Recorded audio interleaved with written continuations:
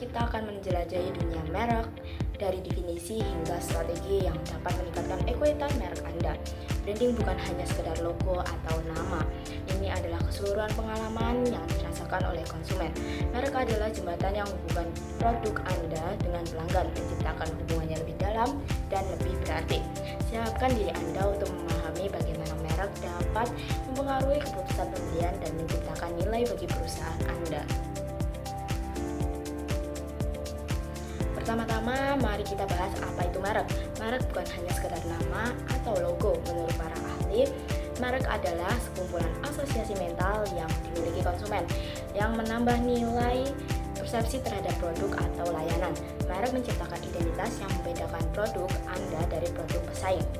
Ada dua pendekatan dalam mendefinisikan merek, pendekatan berbasis pelanggan dan pendekatan finansial. Pendekatan berbasis pelanggan fokus pada hubungan yang dibangun antara konsumen dan merek. Ini mencakup bagaimana konsumen merasakan, berpikir, dan berinteraksi dengan merek Anda. Di sisi lain, pendekatan finansial mengukur nilai merek dalam bentuk uang yang mencakup potensi pendapatan yang dapat dihasilkan oleh merek tersebut. Keduanya memiliki peran penting dalam memahami kekuatan merek. Misalnya, merek yang kuat tidak hanya menghasilkan penjualan yang lebih tinggi, tetapi juga menciptakan loyalitas di antara pelanggan. Pelanggan yang loyal cenderung merekomendasikan merek pada orang lain, yang pada gilirannya meningkatkan kesadaran merek. Merek juga menciptakan pengalaman emosional yang mendalam.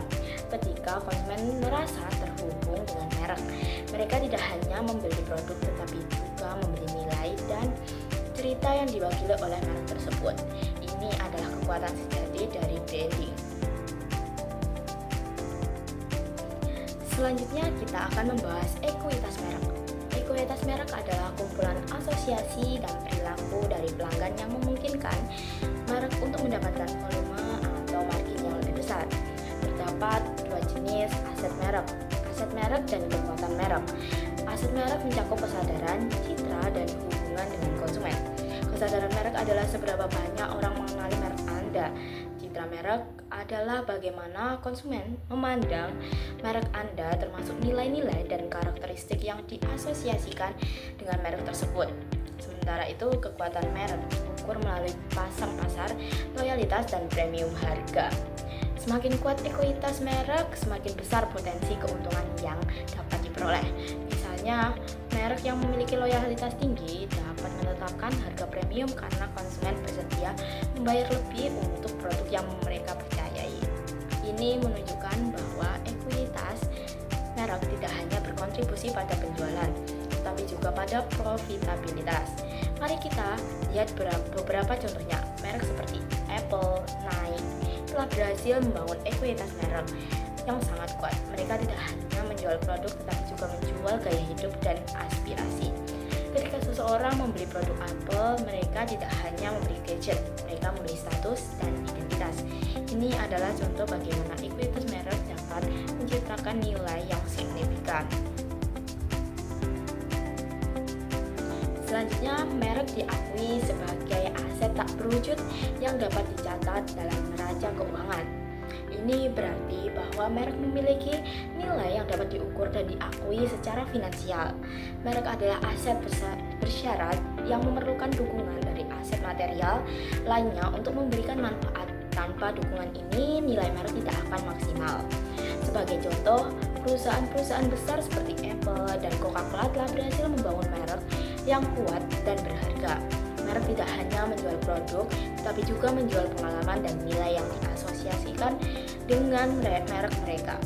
Ini menunjukkan bahwa merek yang dikelola dengan baik dapat menjadi salah satu aset terpenting bagi perusahaan. Ketika sebuah perusahaan memiliki merek yang kuat, mereka dapat menarik lebih banyak pelanggan, mempertahankan pelanggan yang ada, dan dapat memasuki pasar baru dengan lebih mudah. Merek yang kuat juga dapat memberikan perusahaan keunggulan kompetitif yang signifikan.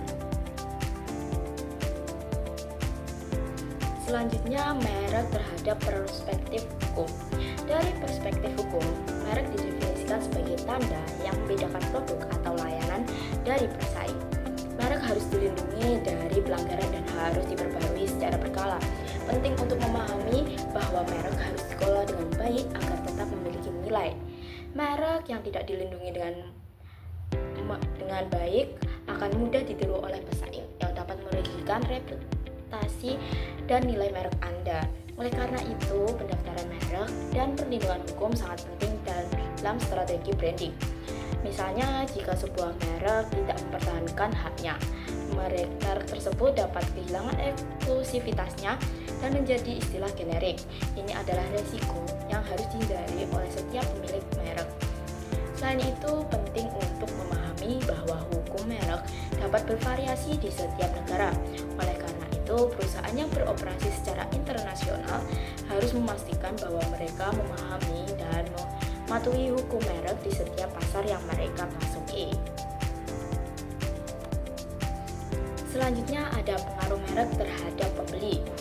Merek memiliki kekuatan untuk mempengaruhi keputusan pembelian melalui asosiasi mental dan hubungan emosional. Merek berfungsi sebagai pengurang resiko dan memberikan kepercayaan kepada konsumen. Ketika konsumen merasa terhubung dengan merek, mereka lebih cenderung untuk memilihnya.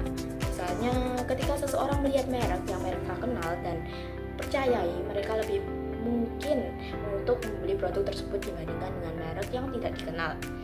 Ini menunjukkan bahwa membangun hubungan emosional dengan konsumen adalah kunci untuk menciptakan loyalitas. Ketika kita berbicara tentang pengaruh merek, kita juga harus mempertimbangkan bagaimana merek dapat membentuk identitas sosial seseorang. Banyak konsumen memilih merek tertentu karena mereka ingin dilihat dengan cara tertentu oleh orang lain.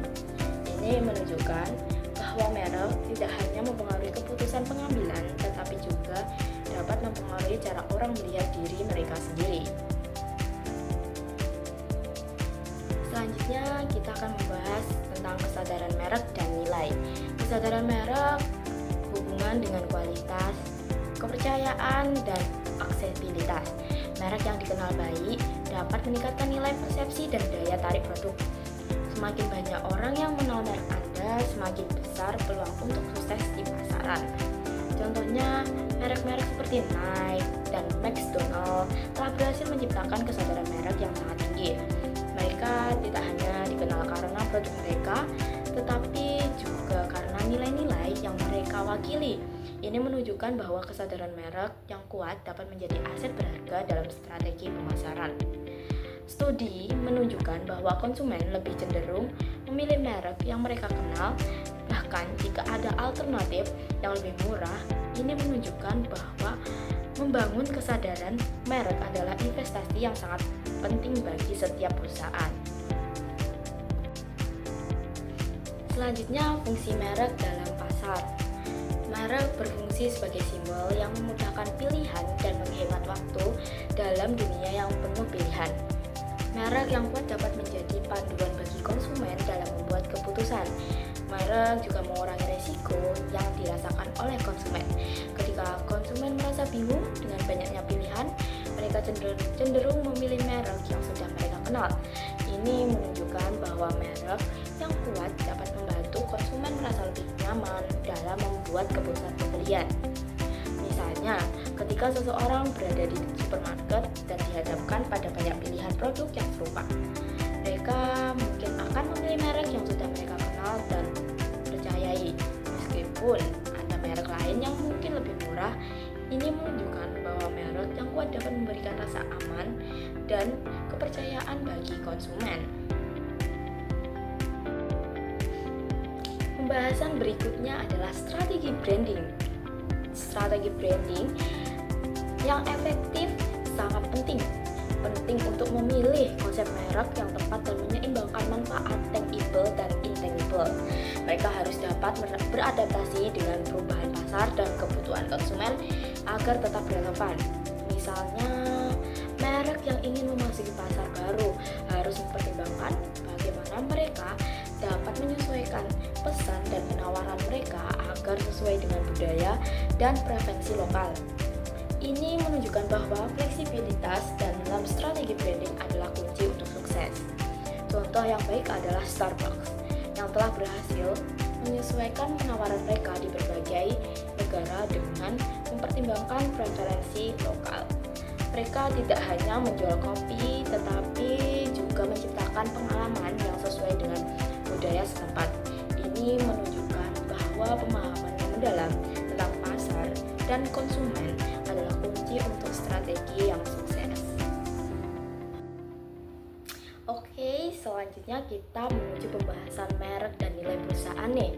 Merek yang kuat mengurangi resiko dan meningkatkan loyalitas yang berkontribusi pada stabilitas penjualan. Merek yang dominan dapat menjadi penghalang masuk bagi pesaing dan membuka peluang untuk memasuki pasar baru. Sebagai contoh, perusahaan seperti Amazon telah berhasil membangun merek yang kuat yang memungkinkan mereka untuk memasuki berbagai pasar baru, dari e-commerce hingga ke layanan cloud. Ini menunjukkan bahwa merek yang kuat dapat menjadi pendorong utama untuk pertumbuhan perusahaan. Studi menunjukkan bahwa perusahaan dengan merek yang kuat cenderung memiliki kinerja keuangan yang lebih baik dibandingkan dengan perusahaan yang tidak memiliki merek yang kuat. Ini menunjukkan bahwa investasi dalam branding bukan hanya tentang menciptakan kesadaran, tetapi juga tentang menciptakan nilai jangka panjang bagi perusahaan. Pembahasan selanjutnya adalah tentang peran iklan dan pemasaran. Iklan dan pemasaran adalah kunci untuk meningkatkan penjualan dan membangun reputasi merek. Namun penting untuk diingat bahwa efek iklan tidak selalu langsung terlihat. Reputasi merek yang baik meningkatkan efektivitas iklan dan membantu dalam mendapatkan pasang pasar yang lebih besar. Reputasi merek yang baik dapat meningkatkan daya tarik iklan ketika konsumen sudah mengenal dan mempercayai merek Anda. Mereka lebih cenderung memperhatikan dan merespon iklan Anda. Ini menunjukkan bahwa membangun reputasi merek adalah investasi jangka panjang yang sangat berharga. Sebagai contohnya, yang baik adalah kampanye iklan Dove yang berfokus pada kecantikan sejati. Kampanye ini tidak hanya meningkatkan kesadaran merek, tapi juga meningkatkan hubungan emosional yang kuat dengan konsumen. Ini menunjukkan bahwa iklan yang efektif tidak hanya menjual produk, tetapi juga menjual nilai dan pesan yang relevan. Terima kasih telah menyaksikan video tentang branding.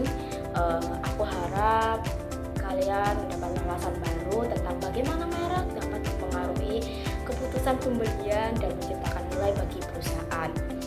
Ingatlah bahwa branding adalah perjalanan yang berkelanjutan dan setiap langkah yang kalian ambil dapat membawa dampak besar kepada kesuksesan merek Anda.